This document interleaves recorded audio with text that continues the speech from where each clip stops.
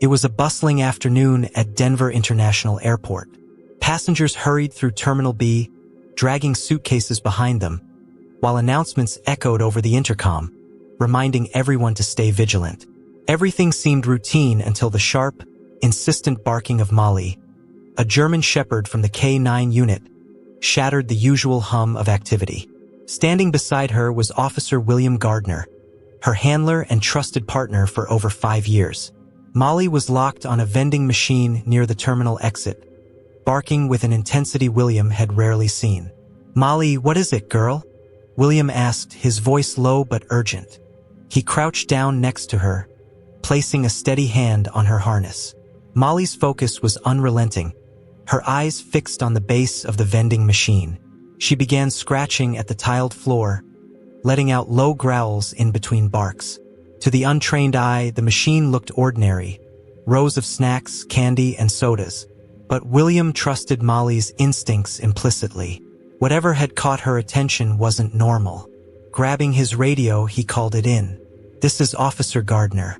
K9 alert in Terminal B. Requesting backup at the vending machine by Gate 17. Potential threat." The sound of Molly's barking drew a small crowd of curious travelers.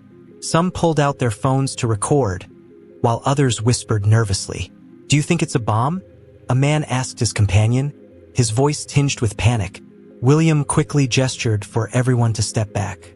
"Please clear the area," he instructed firmly, but his own pulse quickened. He hated jumping to conclusions, but Molly's behavior was far from ordinary.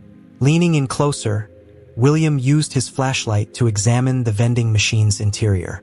At first, nothing seemed out of place, but as he scanned the lower compartments, something caught his eye. Near the bottom shelf, tucked behind a row of snack bags, was a faint metallic glint. Whatever it was, it didn't look like it belonged. He straightened up, but before he could investigate further, a strange smell wafted from the machine. The odor was sharp and metallic, with an odd sour undertone. William took a step back instinctively as Molly's barking grew even more frantic, her paws now scratching at the floor with urgency. "This doesn't look good," William muttered under his breath. He keyed his radio again. Possible suspicious device detected. Requesting bomb squad and perimeter lockdown immediately. His tone was calm but firm, the kind of voice honed over years of handling emergencies. Nearby, airport security began cordoning off the area, directing passengers to move further away. Despite the chaos around them, William's focus remained on Molly. Her unwavering alert told him that time was of the essence. William crouched down again, locking eyes with Molly. "You've never been wrong before, girl," he whispered. Whatever was inside that vending machine wasn't just unusual. It would soon trigger an investigation that would ripple far beyond the walls of Denver's airport. Enjoying the story? Don't forget to hit that like button and subscribe to the channel for more thrilling tales. Your support keeps these stories coming. The terminal was now eerily quiet, except for the low hum of announcements and the sharp commands of airport security directing passengers away from the area. Molly had stopped barking but remained tense, her ears pinned back and her eyes still locked on the vending machine. Officer William Gardner stood a few feet away, waiting as the bomb squad arrived with their equipment. Even though protocol dictated that he step aside, William couldn't bring himself to move too far. He needed to know what Molly had uncovered. "All right, Gardner, what are we dealing with?" asked Sergeant Blake, the bomb squad leader, as he approached the scene. William quickly explained Molly's alert, her unusual behavior, and the faint metallic object he had spotted inside the machine. Blake nodded, signaling his team to begin their assessment. 2 technicians carefully approached the vending machine, their equipment in hand, as tension hung thick in the air. The first technician slid a small robotic camera under the base of the machine. Everyone gathered around the monitor, watching the feed in silence. The camera panned through the interior of the vending machine, passing rows of snacks and soda cans, until it finally zoomed in on the object. The screen showed a small metallic box, wedged behind a row of chip bags. It was crudely wrapped in black electrical tape, with faint wires protruding from one side. "Is that what I think it is?" William asked, breaking the silence. Blake frowned, leaning closer to the monitor. "It's hard to say just yet, but it looks like an improvised device. Could be a hoax or it could be real." He straightened up, turning to William. "Your dog just might have saved a lot of lives today."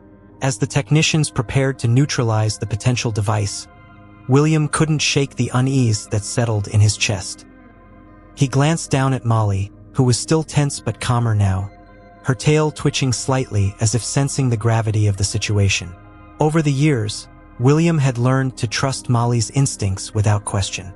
She had sniffed out illegal substances, tracked missing persons, and even uncovered hidden weapons. But this was unlike anything they had encountered before. Suddenly, one of the technicians called out, "Hold up! There's something else in here." Everyone froze as the camera feed adjusted. Behind the metallic box, partially obscured, was another object. A sealed envelope, marked with red ink. The handwriting was jagged and uneven, but the words were clear. "To those who find this, what was inside that envelope would soon turn this investigation into something far bigger than anyone had anticipated."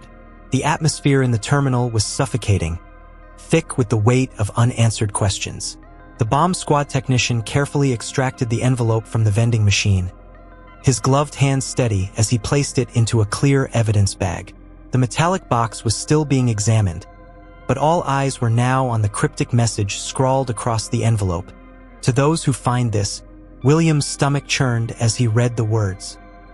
He glanced down at Molly, who remained alert at his side, her ears twitching as if she could sense the unease spreading through the room.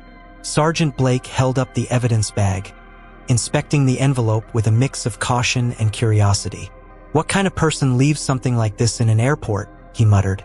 Turning to William, he asked, "Did Molly indicate there was anything else in the machine?" William shook his head.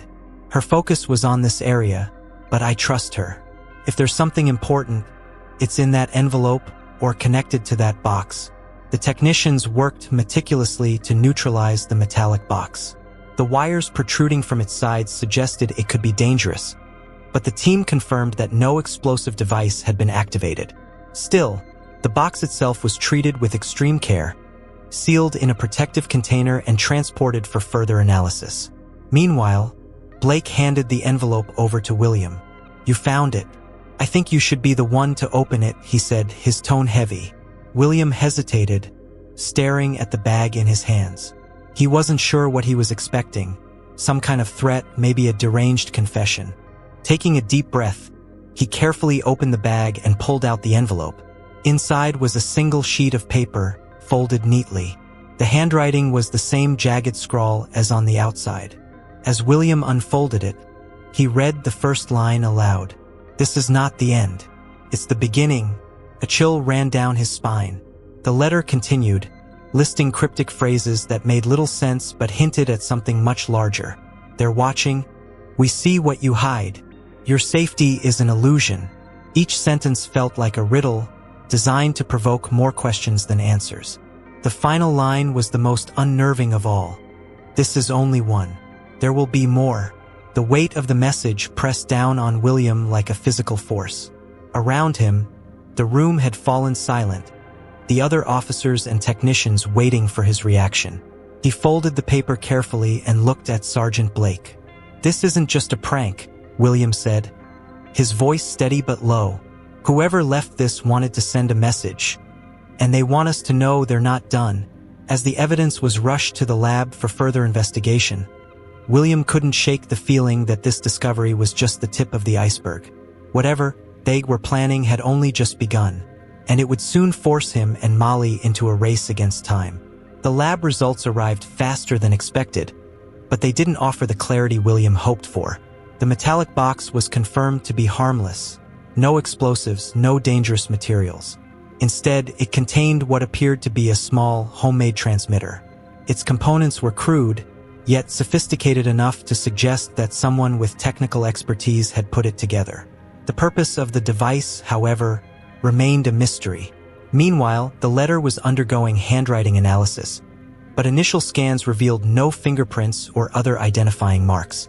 Back at the station, William sat in a dimly lit briefing room with Sergeant Blake and the lead investigator from airport security. Molly rested at his feet, her head on her paws, but her alertness hadn't wavered. Blake laid out photos of the box, the envelope, and the letter on the table. "This isn't adding up," he said, frustration lacing his voice. "A transmitter in a vending machine and a cryptic note? What's the connection?" William leaned back in his chair, running a hand over his face. "It feels like someone's trying to test us," he said, his tone reflective. "The transmitter doesn't do anything dangerous, but it's enough to trigger suspicion. The note doesn't make direct threats, but it's unsettling. Whoever did this wanted us to find it." "But why?" Blake nodded. "And then there's that last line. There will be more. There's a warning." He glanced at the investigator. "Any progress on tracking who might have accessed the vending machine?" The investigator shook his head. "We've pulled security footage, but there's a blind spot near that machine. The camera facing it has been out of service for weeks. Whoever did this knew exactly where to plant it."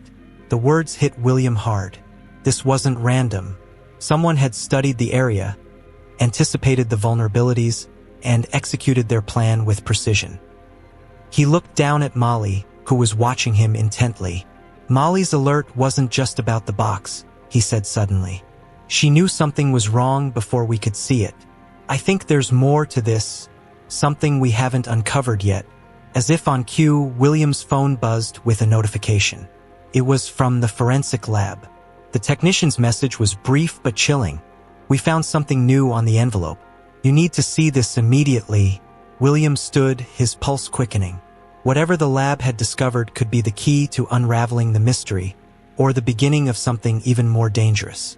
As he grabbed Molly's leash and prepared to leave, William couldn't shake the feeling that time was slipping away. Somewhere out there, someone was already planning their next move. The drive to the forensic lab felt longer than it was. William's thoughts raced as Molly sat alert in the back seat, her ears twitching with every faint noise. The technician's vague message had left a knot in his stomach. Whatever they had found on the envelope must have been significant, and he had a sinking feeling it wasn't going to make things any clearer. When William arrived, he was greeted by a young forensic analyst named Rachel. She looked nervous, clutching a clipboard tightly to her chest as she led him into the lab. "You're going to want to see this," she said quietly, gesturing to a microscope set up on the far table. On the desk next to it lay the envelope and its contents, sealed in evidence bags.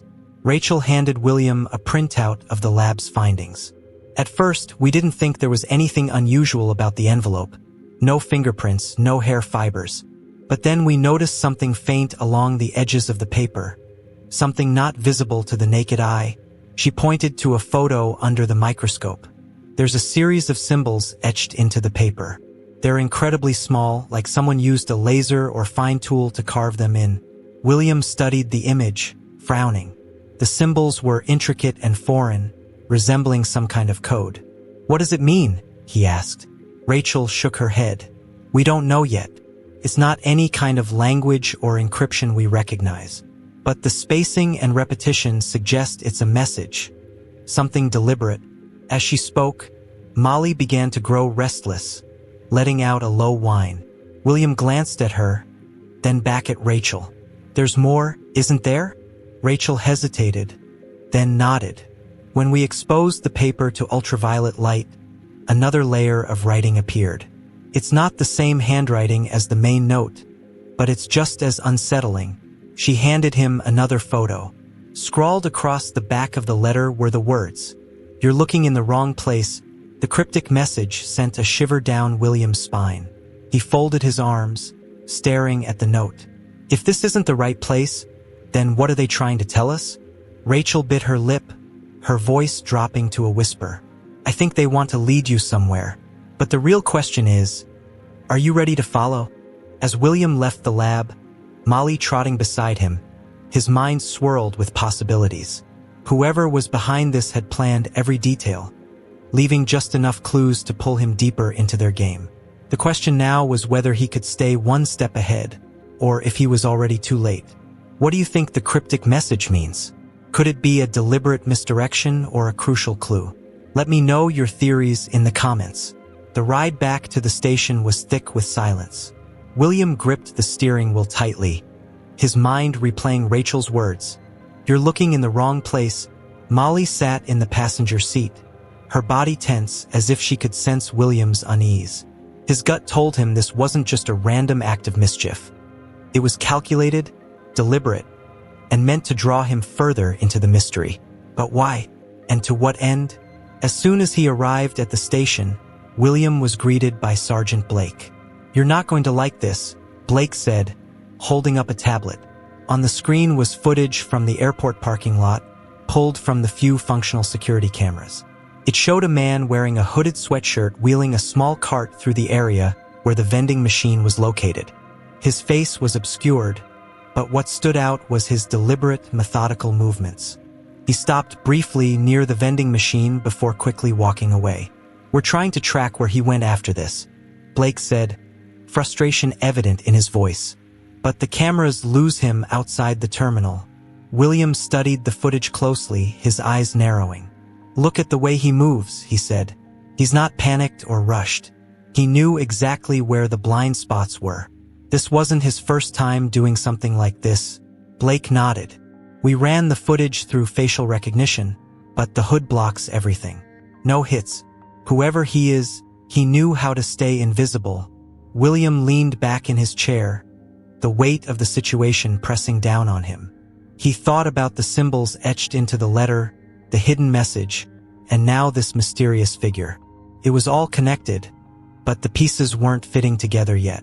Just then, Molly let out a low growl, her ears perking up. William followed her gaze to his desk, where the evidence bags from the vending machine sat.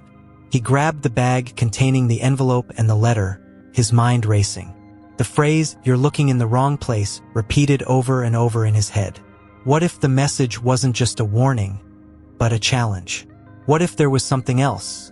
Something they hadn't found yet? William stood abruptly, grabbing Molly's leash. "I need to go back to the airport," he said to Blake, his tone firm.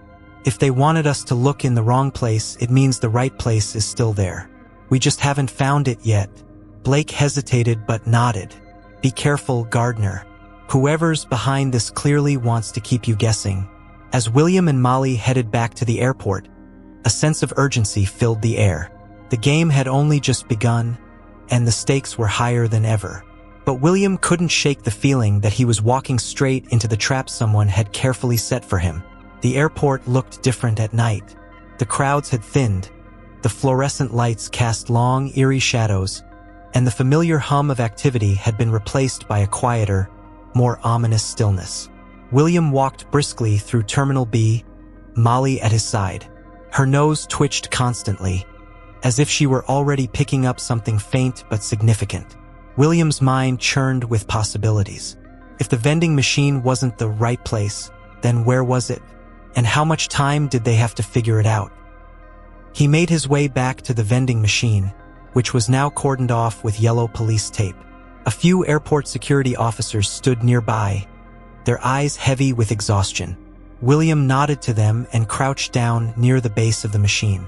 Molly immediately began sniffing around, her nose working furiously as she circled the area.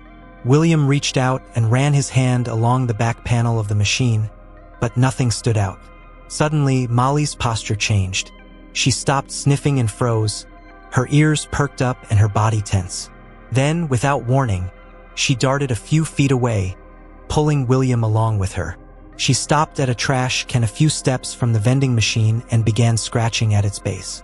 William's heart raced as he crouched beside her. "What is it, girl?" he murmured, pulling a flashlight from his belt.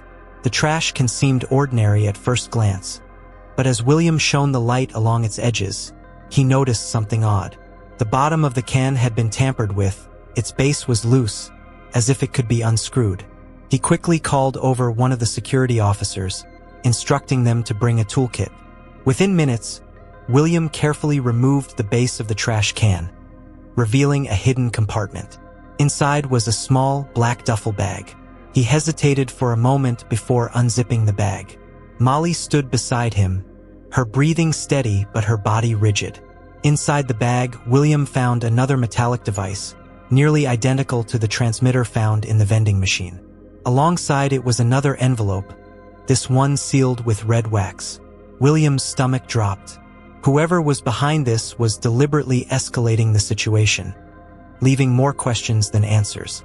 He carefully handed the bag to the security officer and grabbed the envelope, breaking the wax seal. The note inside was short but chilling. You found the second.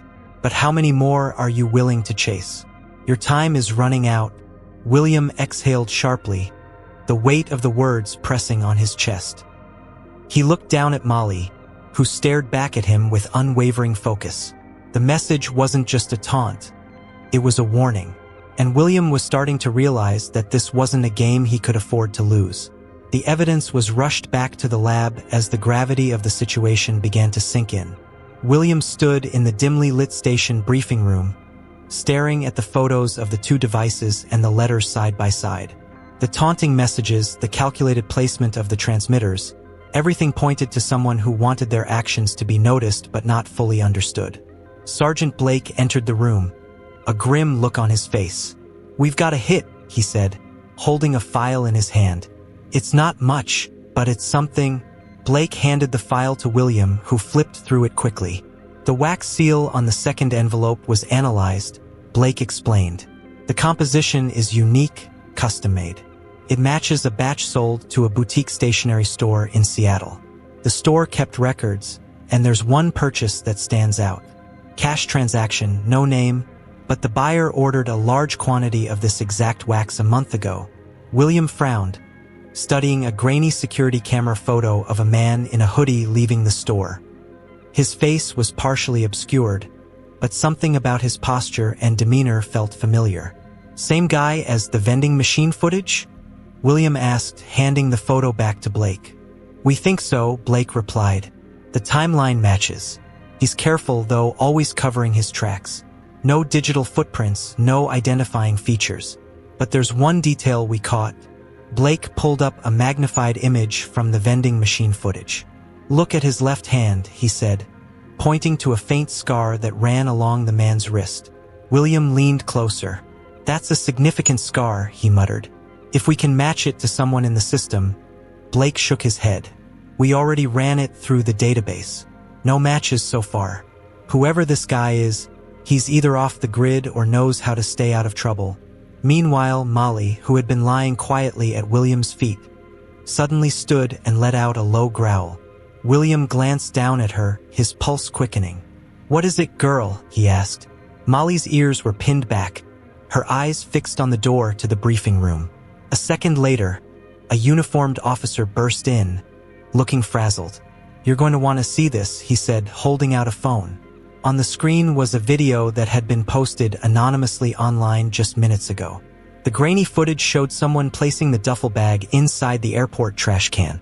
The same man from the vending machine and the stationery store, his hood obscuring most of his face. But it wasn't the video itself that sent a chill down William's spine. It was the caption. "This is just the beginning. Are you ready to follow the trail?" The cryptic warning left no room for doubt.